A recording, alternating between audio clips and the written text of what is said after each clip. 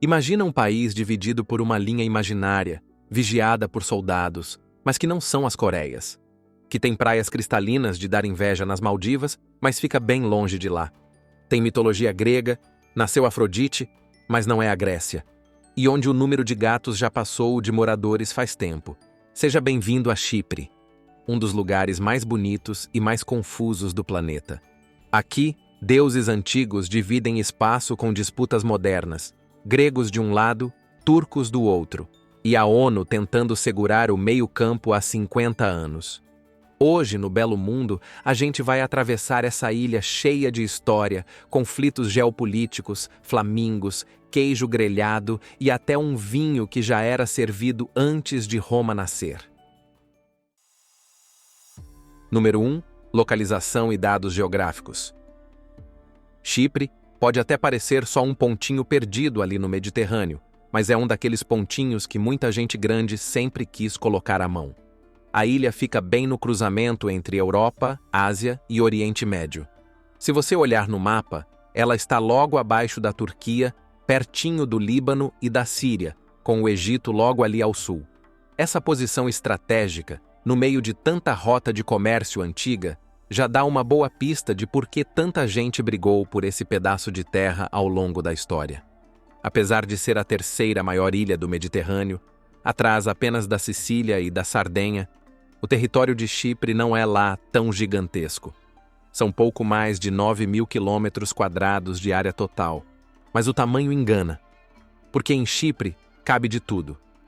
No litoral, as praias têm aquele visual de mar azul turquesa, areia branca e água cristalina que parece saída direto de propaganda de agência de viagem.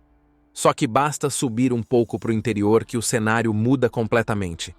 Ali estão as montanhas de Troodos, com picos que chegam a quase 2.000 metros de altitude. No inverno, essas montanhas chegam até a receber neve suficiente para funcionar pequenas estações de esqui. E no verão, viram refúgio de quem quer escapar do calor pesado da costa. Falando em calor, o clima de Chipre é bem generoso com quem gosta de sol. Em média, a ilha recebe mais de 300 dias de céu limpo por ano. Ou seja, basicamente só chove de verdade durante uns 2 meses no inverno. O resto do tempo é sol, céu azul e calor no verão, com temperaturas passando fácil dos 30 graus em julho e agosto. No inverno, as temperaturas ficam mais suaves, raramente caindo abaixo dos 10 graus na maioria das cidades. Para completar o pacote geográfico, ainda tem os lagos de sal de Larnaca, que ganham um colorido extra quando milhares de flamingos aparecem por lá durante as migrações. Um verdadeiro cartão postal em tons de rosa que deixa qualquer visitante hipnotizado. Número 2. História e atualidade. A história de Chipre é basicamente uma fila interminável de gente querendo controlar essa ilha. Desde os tempos antigos, gregos, egípcios, romanos, bizantinos e até cruzados passaram por lá. Mas o jogo ficou sério mesmo quando o Império Otomano tomou conta da ilha e ficou ali por mais de 300 anos. No final do século XIX, a Inglaterra apareceu na história. Os britânicos assumiram o controle em 1878 e transformaram Chipre numa colônia oficial a partir de 1925. E foi assim até o começo da década de 60, quando finalmente a ilha conquistou sua independência e virou a República de Chipre. Só que a independência não trouxe exatamente a paz.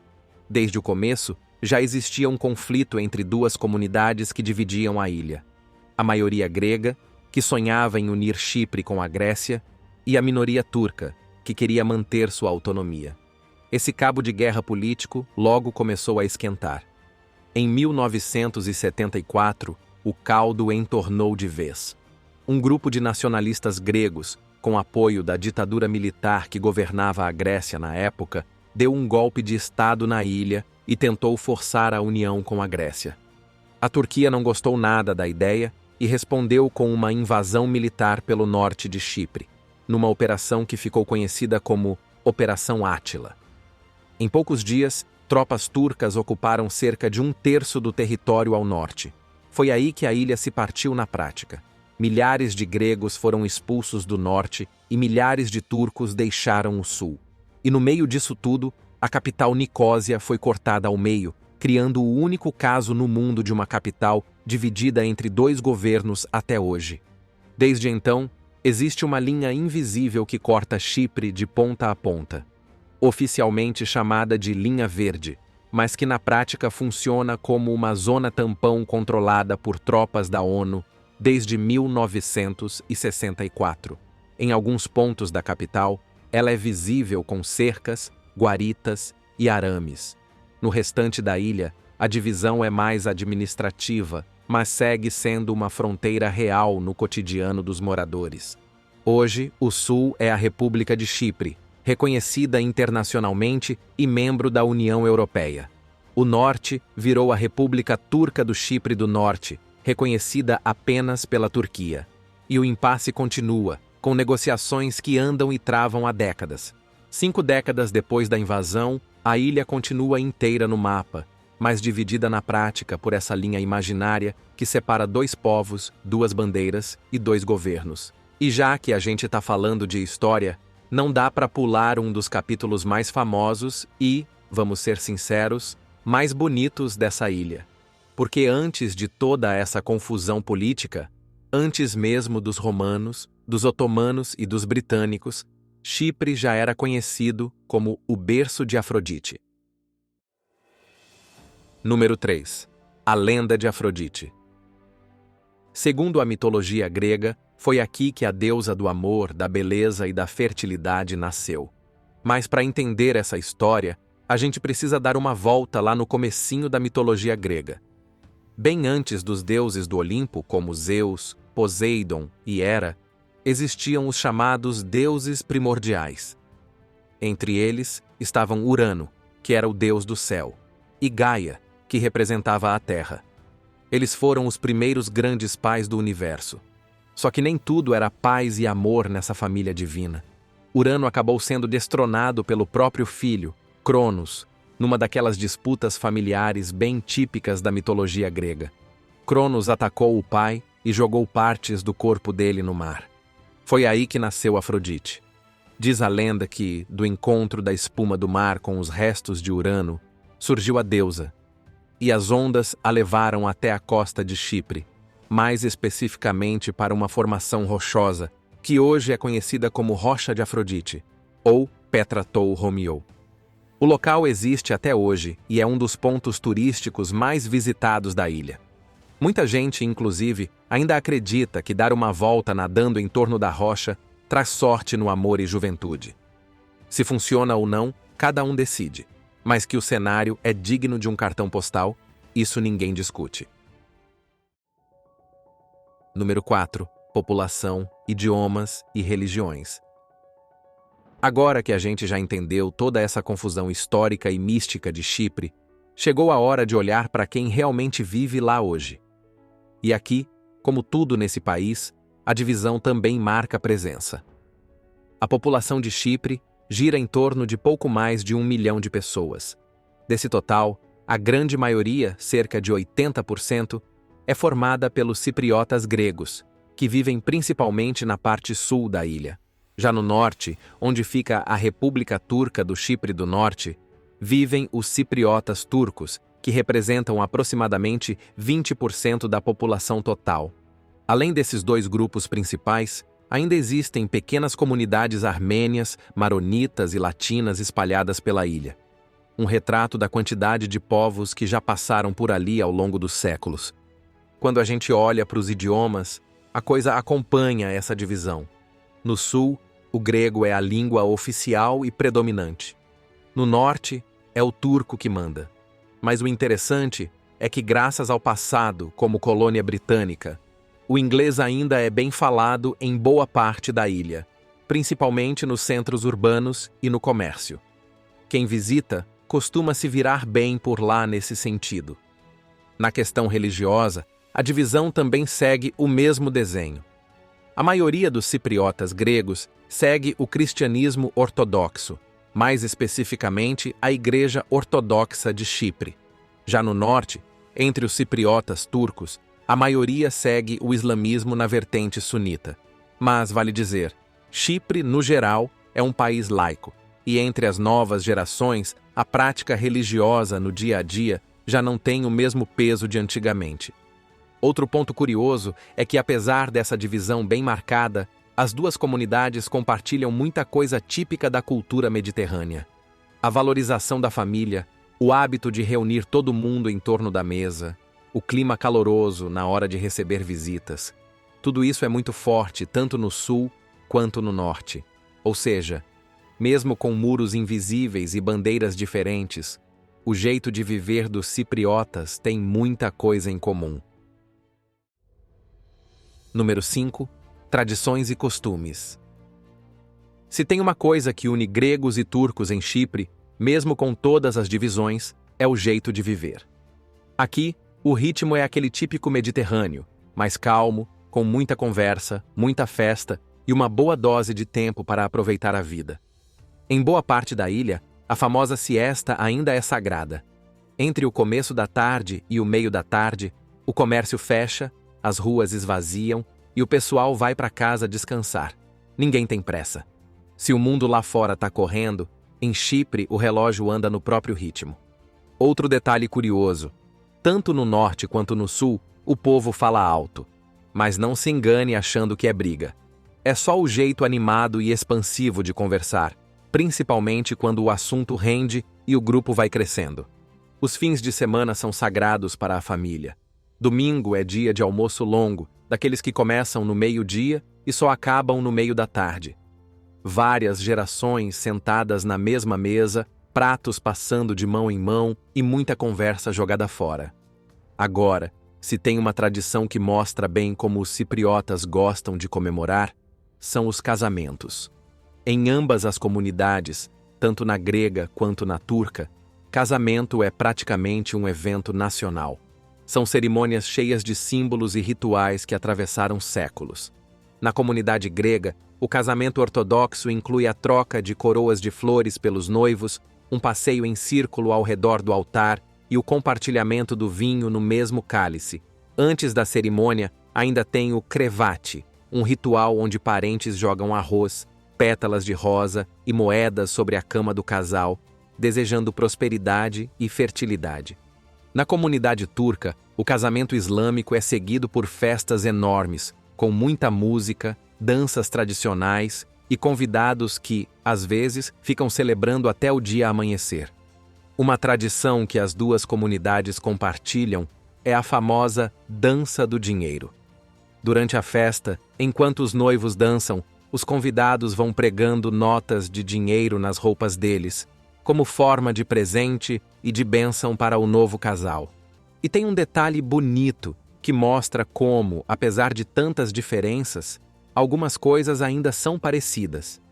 Quando alguém deseja felicidades aos noivos, no sul dizem Nazizete, que significa vida longa em grego. No norte dizem Yaşasın, que em turco quer dizer viva. No fim das contas, o desejo é o mesmo, que o casal tenha uma vida feliz e próspera. Agora, tem uma coisa que talvez explique muito da forma como o povo de lá vive. Eles são conhecidos por serem extremamente hospitaleiros. Não é nada raro você conhecer alguém num dia e no outro já estar na casa da pessoa tomando um café. E quando se faz uma visita por lá, é de bom tom levar um agrado, seja uma caixa de doces, flores frescas ou até mesmo uma garrafa de vinho local. A mesa sempre tem espaço para mais um. E já que falamos de sentar à mesa, não tem como passar por Chipre sem falar da comida. Porque se tem algo que une as duas comunidades da ilha, é a cozinha. Número 6. Gastronomia e sabores únicos. A culinária cipriota é uma fusão deliciosa de sabores gregos, turcos e mediterrâneos. É aquele tipo de comida simples, mas cheia de sabor, com muita história em cada prato. Começando pelo queridinho halloumi. Esse queijo, feito com leite de ovelha e cabra, tem uma textura firme que permite ser grelhado ou frito sem derreter. Fica dourado por fora, macio por dentro, e acompanha praticamente todas as refeições na ilha. Não tem erro. Se sentou na mesa, vai ter halloumi. Outro clássico, principalmente na comunidade grega, é o kleftiko. Pedaços de cordeiro assados lentamente em forno de barro, com ervas e especiarias. A carne praticamente desmancha de tão macia. Mas o grande símbolo da culinária local é o meze, um festival de pequenas porções que vão chegando à mesa. Hummus, tzatziki, azeitonas, legumes recheados, charutinhos de folha de uva, frutos do mar e muito azeite de oliva. É o tipo de refeição para sentar sem pressa. Na comunidade turca, entram pratos como o shish kebab e o börek, massas recheadas com queijo ou carne, sempre bem temperados. Para acompanhar, tem o famoso vinho de Comandária, que carrega o título de vinho mais antigo do mundo ainda em produção, com mais de 2000 anos de história. E para quem encara algo mais forte, existe a zivania, um destilado local feito com restos de uva. Seja do lado grego ou do lado turco, a verdade é que a gastronomia de Chipre é daquelas que fazem qualquer visita ser ainda mais inesquecível. Comida farta, saborosa e feita para ser compartilhada, como manda a tradição do Mediterrâneo. Número 7. Lugares que contam histórias. Se por um lado Chipre carrega uma história cheia de conflitos, por outro é difícil não se encantar com a beleza natural da ilha. E não importa se você é do time praia ou do time montanha, porque aqui dá para agradar todo mundo. Começando por Pafos, no sudoeste da ilha. A cidade é conhecida mundialmente como o berço de Afrodite, mas vai muito além disso. Pafos inteira é praticamente um museu a céu aberto e foi reconhecida como Patrimônio Mundial da Unesco. Quem passeia por lá encontra ruínas da época romana, como os mosaicos de vilas antigas, com cenas mitológicas preservadas com uma riqueza de detalhes impressionante. Tem também o Odeon, um antigo teatro ao ar livre, e os túmulos dos reis, escavados diretamente na rocha. É aquele tipo de lugar onde a história parece estar em cada esquina. Agora, se a ideia for curtir o mar, Chipre entrega algumas das praias mais bonitas do Mediterrâneo. O país é conhecido pelos 300 dias de sol por ano e por ter águas cristalinas que parecem até montagem de tão azuis. A região de Ayia Napa e Protaras, no leste, concentra as praias mais famosas, com areia clara e mar calmo. Fig Tree Bay, em Protaras, é uma das queridinhas dos turistas e realmente faz jus à fama. Mas Chipre também surpreende quem acha que a ilha é só praia. No interior, as montanhas Troodos mudam completamente o cenário. Com picos que ultrapassam 1.900 metros de altura, o local tem vilarejos charmosos, florestas de pinheiros e, no inverno, até estações de esqui funcionando. Já no verão, o clima mais fresco atrai quem quer escapar do calor pesado da costa. E enquanto você anda por essas paisagens, uma coisa vai chamar a atenção: os gatos. Chipre ganhou fama de ser praticamente uma ilha dos gatos. Estima-se que o número de felinos já ultrapassa o de moradores humanos. Eles estão por toda parte, nas ruínas, nos cafés, nas ruas e até nas praias, sempre ganhando um petisco de quem passa. Eles estão por toda parte, nas ruínas arqueológicas, nas ruas, nas praias e também rondando restaurantes e hotéis, sempre ganhando um petisco dos turistas. Só que essa relação dos gatos com Chipre não começou por acaso. Segundo uma lenda local, no século IV d.C., durante uma grande seca, a ilha foi invadida por cobras venenosas. Para tentar resolver o problema, a imperatriz Santa Helena, mãe do imperador romano Constantino, trouxe centenas de gatos do Egito. A missão deles era simples: caçar as cobras e controlar a infestação. E parece que funcionou, porque os gatos acabaram ficando e viraram parte da cultura local. Inclusive, existe um mosteiro chamado São Nicolau dos Gatos, construído em homenagem a essa história. Hoje, muitos desses gatos são de rua, mas boa parte da população cuida deles com carinho. Existem organizações e também hotéis que alimentam, esterilizam e oferecem abrigo para manter a população saudável. Para quem visita, cruzar com esses felinos espalhados pela ilha acaba sendo mais um charme de Chipre. E se você é daqueles que adora um gato, pode preparar o celular, porque foto bonita não vai faltar. O mais curioso é que, Mesmo num território pequeno, em poucas horas de estrada você pode ver montanhas com neve, flamingos pousando sobre lagos, praias de água cristalina e, ao mesmo tempo, estar imerso em duas culturas que dividem a ilha, com tudo o que gregos e turcos têm de diferente e de parecido. Chipre consegue reunir muita coisa num espaço pequeno, e talvez seja exatamente isso que torne o lugar tão único. Agora me conta, qual dessas curiosidades mais te surpreendeu? A capital dividida? A deusa que nasceu numa praia? Ou o queijo que não derrete? Conta pra gente aqui nos comentários. Se curtiu o vídeo, deixa o like, se inscreve no canal e já ativa o sininho. Porque no próximo destino, o belo mundo te leva para outro canto surpreendente do planeta. Até lá!